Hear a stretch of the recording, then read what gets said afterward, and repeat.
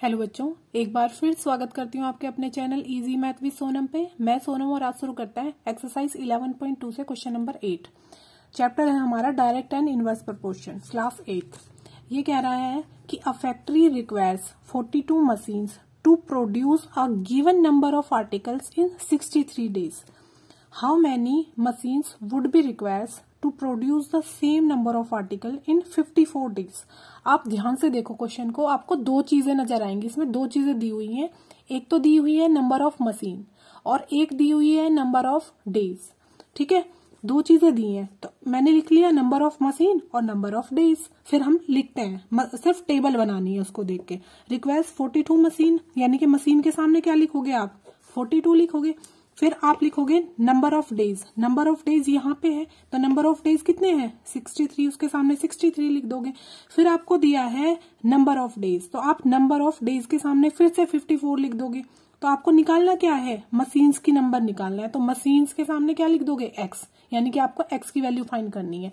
अब आपके पास टेबल बन गई, आपको सिर्फ इतना पहचानना आना चाहिए कि ये डायरेक्ट प्रोपोर्शन में है या इनवर्स प्रोपोर्शन में। डायरेक्ट और इनवर्स प्रोपोर्शन मैंने आपको जब इसका इंट्रोडक्शन बताया था इस चैप्टर का, वहां पे पहचानना बताया था कि कैसे पहचानते हैं। एक बार फिर से बता देती हूँ कि जैसे इनवर्स और डायरेक्ट इस तरीके से पहचाने जाते हैं। अगर दोनों चीजें क्या हो रही हैं, या तो बढ़ रही है या घट रही है, तो वो डायरेक्ट में होगा। और अगर एक चीज इंक्रीज हो रही है दूसरी डिक्रीज हो रही है, तो वो किस में होगा, इनवर्स में। चलो देखते हैं कि क्या हो रहा है इसमें।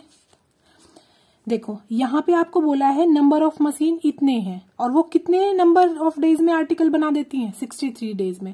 अब वो कह रहा है कि आपको 54 डेज ही लगाने हैं, 63 नहीं लगाने, 54 डेज लगाने हैं आर्टिकल को बनाने में। तो कितनी मशीन की जरूरत होगी। देखो अगर आप कम दिनों में कोई काम करना चाहते हैं, इसका मतलब ज्यादा मशीन लगानी पड़ेगी, यानी कि यहाँ से इंक्रीज होगी मशीन। पहले 42 थी तो वो 63 डेज में काम करती थी।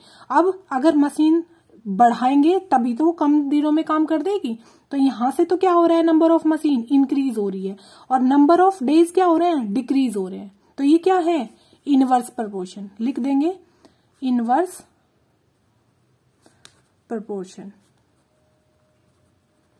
तो फॉर्मूला क्या होता है इनवर्स प्रोपोर्शन का, x1 y1 is equals to x2 y2। अब x1 ये x के सामने वाली वैल्यू x1 x2 होती है, y1 के सामने वाली वैल्यू y1 और y2 होती है। तो x1 y1 into x2 y2, यानी कि 42 इंटू 63 x इंटू 54। सिंपली आपको किसकी वैल्यू निकाल देनी है, x की वैल्यू निकाल देनी है।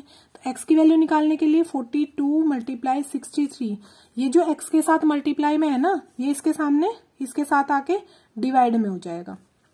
अब डिवाइड कर देते हैं। देखो 3 से डिवाइड हो जाएगा ये,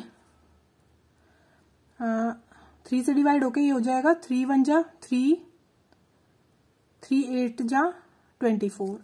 3 से ये डिवाइड करेंगे, 3 2 जा 6, 3 1 जा 3। फिर से 3 से 3 7 जा 21, 3 6 जा 18। ठीक है, फिर 2 से करेंगे 2 3 जा, और इसको 2 से करेंगे 21 आएगा। फिर 3 से करेंगे ये, फिर से 7 आ जाएगा। तो x की वैल्यू क्या हो जाएगी, 7 इंटू 7, यानी कि 49। तो आपके पास नंबर ऑफ मशीन कितनी होंगी, नंबर ऑफ मशीन 49 चाहिए। यानी कि अगर आप 42 पहले थी, अगर आप उन मशीनों को बढ़ा के 49 कर दोगे तो वो कितने दिन में आर्टिकल्स प्रोड्यूस कर देंगी, 54 डेज में। उम्मीद करती हूँ आपको समझ आ रहा होगा और क्वेश्चन समझ भी आ रहे होंगे और इजी भी लग रहे होंगे। अब मैं मिलती हूँ नेक्स्ट क्वेश्चन के साथ नेक्स्ट वीडियो में। तब तक के लिए बाय बाय, टेक केयर।